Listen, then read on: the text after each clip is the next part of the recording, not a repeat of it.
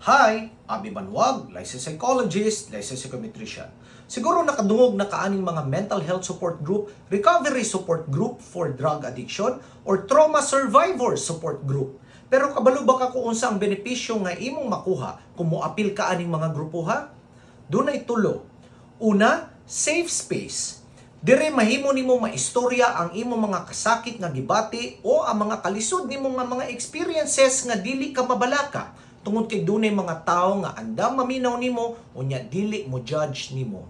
Ikaduha, makat-on ka og coping strategies pinaagi sa pagpaminaw sa imong mga kauban nga nakaagi pod og parehas nga problema nimo. Sama pananglitan sa pagpangita og meaning sa imong mga sufferings, sa mga mindfulness practices ug uban pa.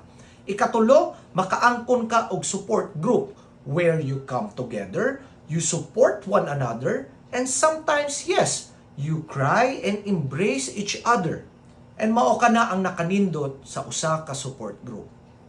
Hinumdumi, healing never happens in isolation. Ayaw kalimot nini, kay lagi, importante ang imong mental health. Bye!